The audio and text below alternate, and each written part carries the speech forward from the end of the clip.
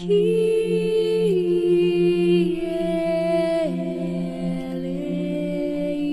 eleison, Kyrie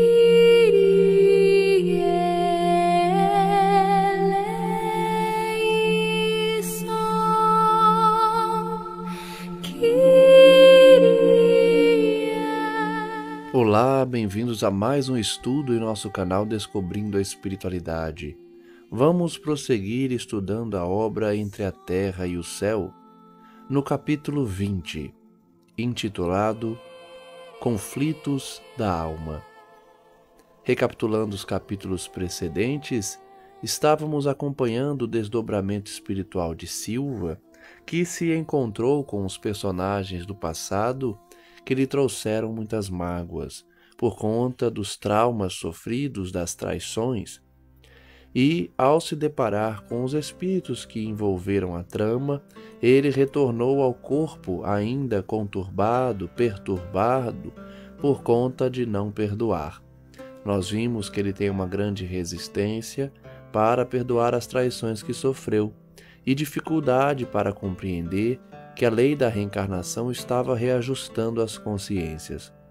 No último capítulo, acompanhamos a equipe de André Luiz visitando a casa de Silva quando ele despertava, achando que tinha tido um pesadelo, quando na verdade havia se encontrado com aqueles que foram objeto do ódio do passado. Prossigamos assim o capítulo 20. Nos narra André Luiz. Voltando à residência de Amaro, ainda conseguimos observá-lo fora do veículo denso, em conversação com Odila, sob o amparo direto de nosso orientador. Então eles retornaram para a casa de Amaro, deixaram o Silva na casa dele, que ele tinha intenções de procurar um psiquiatra, porque estava sofrendo muito com a questão da Zulmira, com a questão de ter sido abandonado, e André Luiz, no campo espiritual, volta para a residência de Amaro, que está em conversação com Odila. A primeira esposa do ferroviário, identificando o marido, provavelmente com o auxílio de Clarencio, abandonara Zulmira por instantes e ajoelhara-se-lhe aos pés, rogando súplice. Amaro, expulsa, corre com esta mulher de nossa casa, ela furtou a nossa paz, matou o nosso filho, prejudica a Evelina e transtorna-te. Então vejam que André Luiz está descrevendo o cenário espiritual, onde a primeira esposa de Amaro, no plano espiritual, está rogando a ele que abandone Zulmira, que justamente está sendo perseguida, está sendo obsidiada por Odila. Apontando a enferma com terrível olhar, acentuava: por que retens semelhante intrusa? O interpelado, muito triste, esforçava-se por dirigir a atenção no rumo de nosso instrutor, mas talvez torturado pelo reencontro com a primeira mulher, mal-humorada e enfurecida, perdera a serenidade que lhe caracterizava habitualmente o semblante. Vejam como a presença de Odila traz transtorno para Amaro, Ele, que sempre teve uma postura mais equilibrada, estava transtornado, não conseguia lidar com a presença dela. Enquanto junto de nós, versando os problemas de ordem moral que lhe absorviam a mente, sustentara calma invejável, com aristocrática penetração nos problemas da vida. Ali, perante a mulher que lhe dominava os sentimentos, revelava-se mais acessível ao desequilíbrio e à conturbação. Lição interessante essa, Porque a todo momento na obra a gente vê Amaro muito equilibrado, tratando dos seus problemas pessoais de forma aristocrática, respeitável. Inclusive, quando ele se encontrou com Silva, ele não se alterou, apesar de Silva acusá-lo de vários nomes, de traidor, de caluniador, enfim, de alguém que o traiu. Ele continuou com a sua calma invejável, mas diante de Odila, ele se deixou perturbar. Notem como, dependendo da situação espiritual, nós podemos alterar o nosso sentimento, o nosso padrão vibratório, depende muito de como lidamos com as pessoas e as situações. É difícil manter uma serenidade em todas as situações com todas as pessoas, e Amaro é um exemplo disso. Perto de Odila, ele perdeu a calma. Mostrava-se interessado em responder às objurgatórias que ouvia. Entretanto, a extrema palidez fisionômica denunciava-lhe agora a inibidora emoção. Situado entre Odila e Zulmira, parecia dividir-se entre o amor e a piedade. A genitora de Evelina prosseguia gritando, com inflexão enternecedora. No entanto, imóvel, o marido assemelhava-se a uma estátua viva, de dúvida e sofrimento. Ele está vivenciando justamente um conflito muito grande entre Odila e Zulmira, as duas companheiras, a primeira desencarnada, a segunda encarnada e doente. Esperava que o nosso orientador, qual acontecera minutos antes com o ferroviário, reconduzisse à mente de Odila as impressões do pretérito, a fim de acalmar-lhe o coração. E cheguei a falar-lhe nesse sentido, mas Clarencio informou bondoso. Antes de vermos o que Clarencio disse, vejam que Amaro deseja que Clarencio faça a Odila relembrar o passado, fazendo a técnica de hipnose para que ela se recordasse do passado. Vamos ver o que Clarencio tem a dizer sobre isso. Não convém. Nossa história cresceria demasiado por espraiar-se excessivamente no tempo. É aconselhável nossa sustentação no fio de trabalho nascido na prece de Evelina. Vejam que interessante essa resposta de Clarencio, por quê? Se dependesse de nós, certamente estimularíamos Odila a se recordar do passado. Vejam como é importante que à frente dos trabalhos esteja um espírito elevado. Clarencio sabe que se estimula em Odila a lembrança do passado, ia trazer desequilíbrio, ia espraiar-se de forma demasiada no tempo aquelas lembranças. Vejam como Clarencio tem um conhecimento maior e tem uma elevação espiritual de limitar a regressão. Ele disse: não vou fazer Odila relembrar do passado. Muitos de nós, se não todos nós, teríamos essa ideia, acolheríamos tanto a sugestão de Amaro quanto de André Luiz, que queriam que Odila lembrasse. Mas Clarencio sabe que isso só traria perturbação, por isso a importância de alguém elevado no grupo que possa liderar e coordenar as atividades. Reparando que o ferroviário manifestava estranha aflição, o ministro acercou-se dele e paternalmente afastou-o de Odila, transportando-o para o leito em que seu carro físico repousava. Então, Clarencio afastou Amaro de Odila, fazendo ele despertar no plano físico. A pobre desencarnada tentava agarrar-se a ele, clamando em desconsolo: Amaro, Amaro, não me abandones assim. O relógio carrilhão da família assinalava 3 da manhã. O dono da casa acordou, abatido. Esfregou os olhos sonolento, guardando a ideia de ainda estar ouvindo o apelo que vibrava no ar. Amaro, Amaro. O abalo do reencontro fora nele muito forte. Na tela mnemônica permanecia tão somente a fase última de sua incursão espiritual, a imagem de Odila, que se lhe afigurava implorando socorro. Notem que Amaro despertou no plano físico com a lembrança da sua primeira companheira, clamando pela presença dele, que ele abandonasse Zulmira porque ela é culpada pela morte de Júlio, porque ela é uma pessoa que não é confiável. Nós sabemos de toda a história desses espíritos. Da palestra que alimentara conosco não restava traço algum. Deixando-o entregue à lembrança fragmentária que lhe assomava a consciência como simples sonho, partimos. Então Amaro não se lembrava de tudo. lembrava-se apenas da figura de Odila, implorando para que ele permanecesse com ela.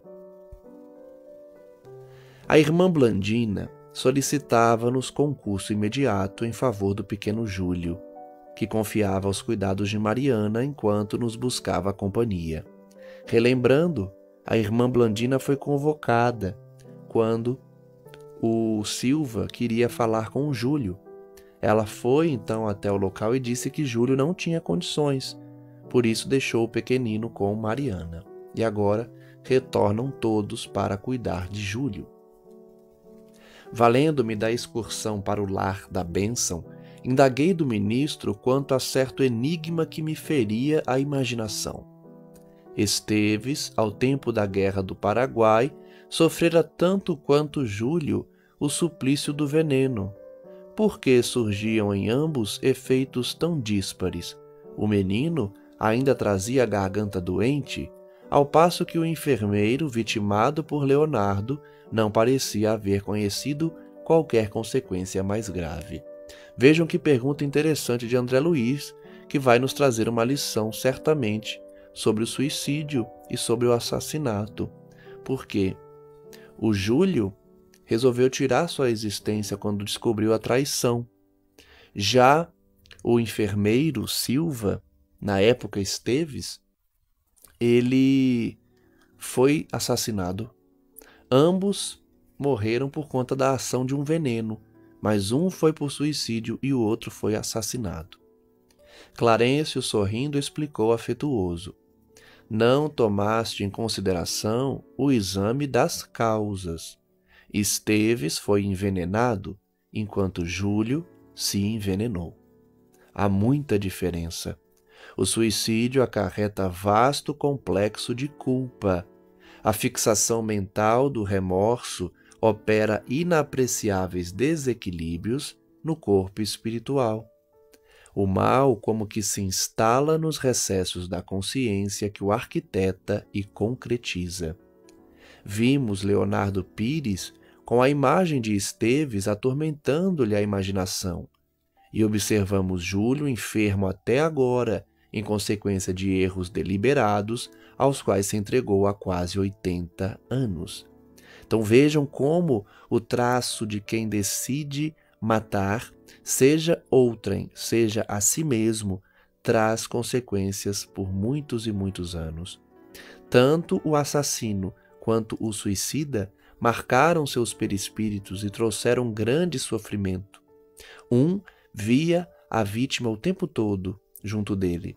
Ainda que o espírito não estivesse ali, ele trazia a imagem do envenenamento. Enquanto que Júlio sofreu muitas e muitas consequências do ato suicida, porque traz justamente essa instalação do mal nos recessos da consciência, uma culpa muito grande, além das consequências nefastas no perispírito. O pensamento que desencadeia o mal encarcera-se nos resultados dele, porque sofre fatalmente os choques de retorno no veículo em que se manifesta. Aí está descrita, portanto, a marcação que acontece no perispírito pelo ato homicida ou suicida. E à frente das silenciosas reflexões que me absorviam, acrescentou: é natural que assim seja. Atingíramos a graciosa residência de Blandina. Entramos. O choro de Júlio infundia compaixão. Após saudarmos a devotada Mariana, que o assistia com desvelo maternal, o ministro examinou-o e notificou à irmã Blandina algo inquieta. Estejamos tranquilos. Espero conduzi-lo à reencarnação em breves dias. Sim, essa providência não deve tardar, considerou nossa amiga atenciosa. Assinalando-nos de certo a curiosidade, uma vez que também percebia Hilário interessado em adquirir informações e conhecimentos a respeito dos problemas que anotávamos de perto, o instrutor convidou-nos a observar a infortunada criança, comunicando: como não desconhecem, o nosso corpo de matéria rarefeita está intimamente regido por 7 centros de força, que se conjugam nas ramificações dos plexos, e que, vibrando em sintonia uns com os outros, ao influxo do poder diretriz da mente, estabelecem para nosso uso um veículo de células elétricas que podemos definir como um campo eletromagnético, no qual o pensamento vibra em circuito fechado. Já temos muitas lições nessa primeira frase, né? Vamos entender o contexto. Clarencio está tratando de Júlio, que foi um espírito de um suicida, que está sofrendo muito no além e vai reencarnar. Ele está começando a explicar como que funciona o circuito eletromagnético que rege os 7 chakras, que regem o perispírito e a sua correlação com o corpo físico. Ele está começando a descrever como esses 7 centros de força interferem no nosso corpo físico, na saúde, no nosso equilíbrio.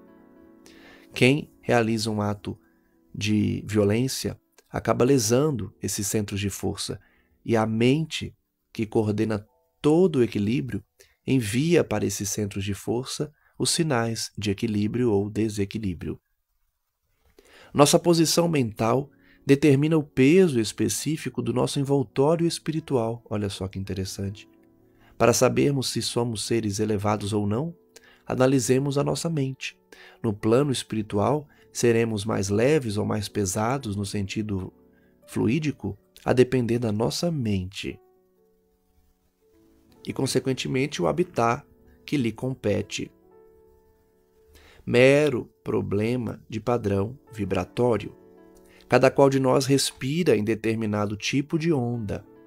Quanto mais primitiva se revela a condição da mente, mais fraco é o influxo vibratório do pensamento, induzindo a compulsória aglutinação do ser às regiões da consciência embrionária ou torturada, onde se reúnem as vidas inferiores que lhe são afins. Então agora ele explica sobre a questão da sintonia, da vibração. A nossa mente vai determinar que vibração habitamos, que onda mental atraímos ou lançamos. As regiões da consciência em que habitamos depende apenas de como a nossa mente trata os pensamentos e as condutas. O crescimento do influxo mental no veículo eletromagnético em que nos movemos, após abandonar o corpo terrestre, está na medida da experiência adquirida e arquivada em nosso próprio espírito. Então ele está tratando do perispírito aqui.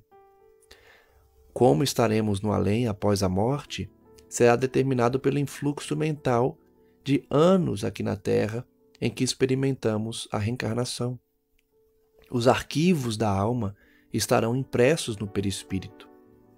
Atentos a semelhante realidade, é fácil compreender que sublimamos ou desequilibramos o delicado agente de nossas manifestações conforme o tipo de pensamento que nos flui da vida íntima. Vejam que equilíbrio ou desequilíbrio do nosso perispírito depende da atuação mental de cada um, de como vivemos na Terra, quais as escolhas que realizamos, quais as condutas que praticamos. Quanto mais nos avizinhamos da esfera animal, maior é a condensação obscurecente de nossa organização. E quanto mais nos elevamos, ao preço de esforço próprio, no rumo das gloriosas construções do espírito, maior é a sutileza de nosso envoltório, que passa a combinar-se facilmente com a beleza, com a harmonia e com a luz reinantes na criação divina. Ou seja, quanto mais animalizada a nossa conduta, o nosso pensamento, mais escura é a nossa organização perispirítica.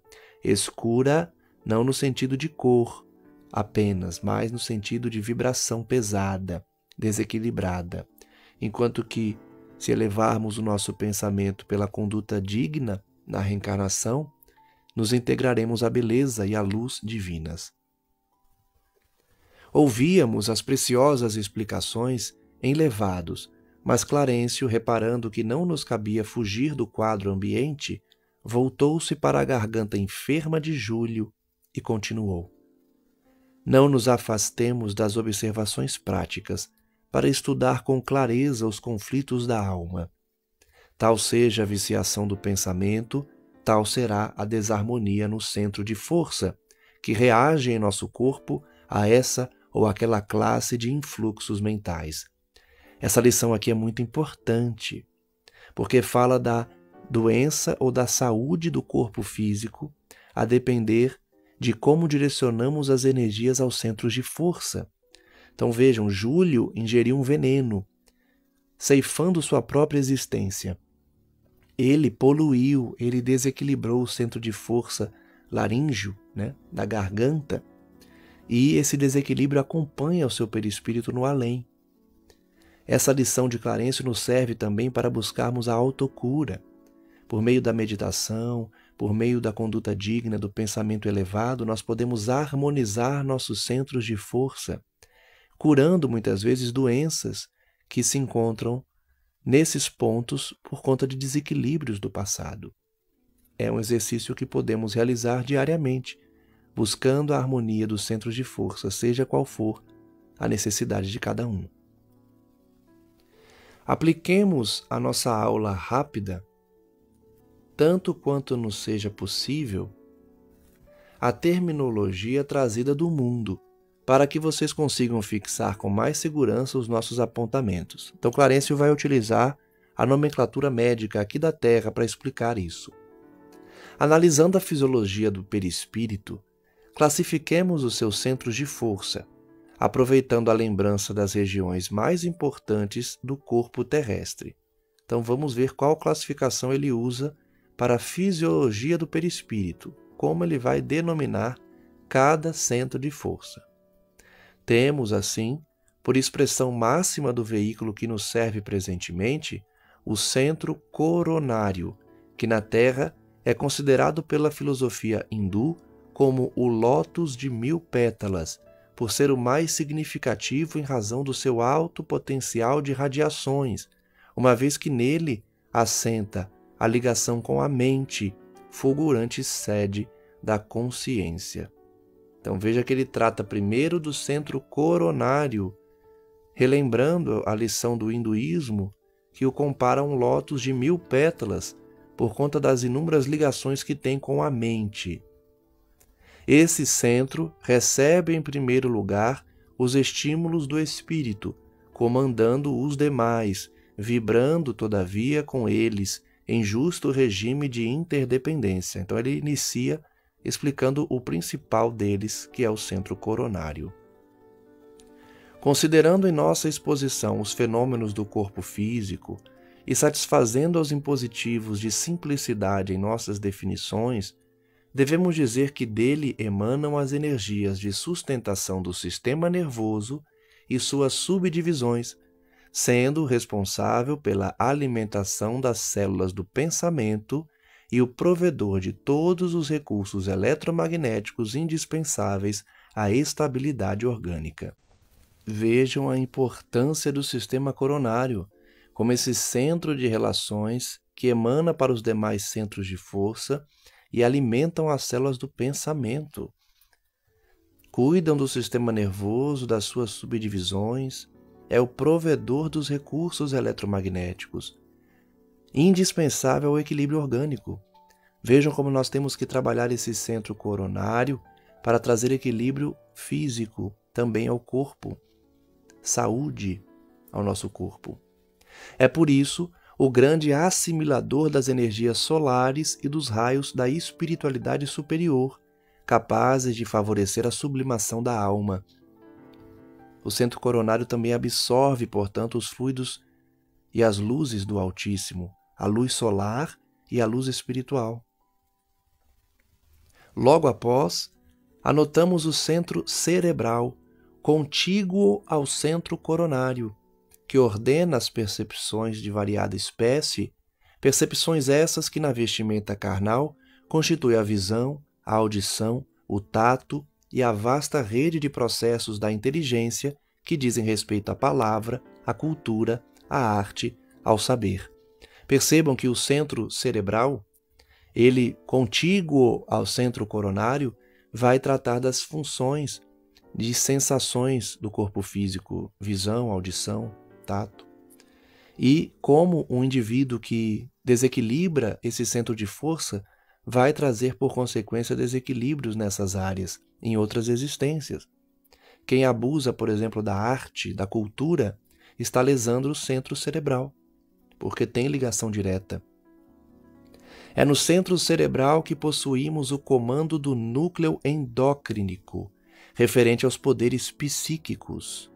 Olha a diferença para o centro coronário, hein? Em seguida, temos o centro laríngeo, que preside aos fenômenos vocais, inclusive as atividades do timo, da tireoide e das paratireoides. Fica fácil de enxergar, né? Como o centro laríngeo tem relação com a questão vocal e da produção dos hormônios na tireoide.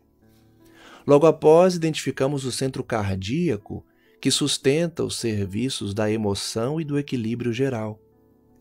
Prosseguindo em nossas observações, assinalamos o centro esplênico, que no corpo denso está sediado no baço, regulando a distribuição e a circulação adequada dos recursos vitais em todos os escaninhos do veículo de que nos servimos. Percebam como cada centro tem relação com uma função do corpo humano, né? E com as formas que nós interagimos com o mundo exterior.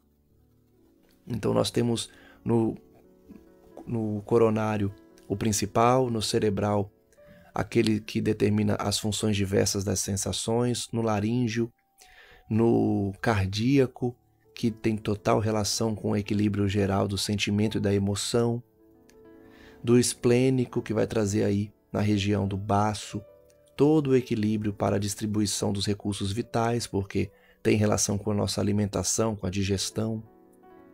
Continuando, identificamos o centro gástrico, que se responsabiliza pela penetração de alimentos e fluidos em nossa organização. E por fim, temos o centro genésico, em que se localiza o santuário do sexo, como templo modelador de formas e estímulos. Então eu fiz uma pequena confusão, centro gástrico com o centro esplênico, apesar de próximos, o gástrico vai ter maior relação com a digestão e com as funções diversas da adequação do alimento e dos fluidos, enquanto que o centro esplênico vai regular essa distribuição de recursos vitais, relacionando aí a corrente sanguínea, a forma que circula pelo corpo as energias armazenadas. O centro genésico, importantíssimo, ainda muito em desequilíbrio na Terra por conta da nossa pequenez espiritual, do nosso atraso espiritual, traz a função sexual como uma função criadora que também merece equilíbrio. O instrutor fez pequena pausa de repouso e prosseguiu. Não podemos esquecer, porém, que o nosso veículo sutil, tanto quanto o corpo de carne, é criação mental no caminho evolutivo, tecido com recursos tomados transitoriamente por nós mesmos aos celeiros do universo, vaso de que nos utilizamos para ambientar em nossa individualidade eterna a divina luz da sublimação, com que nos cabe demandar as esferas do espírito puro. Olha que forte essa frase, que profunda, não é? Trazendo a mente como preponderante para o equilíbrio tanto do corpo físico quanto do perispírito, porque extraímos do todo universal, desse fluido cósmico que Deus nos cede para nos elevarmos às esferas superiores por meio do equilíbrio de todos esses chakras, ou centros de força. Tudo é trabalho da mente no espaço e no tempo, a valer-se de milhares de formas, a fim de purificar-se e santificar-se para a glória divina.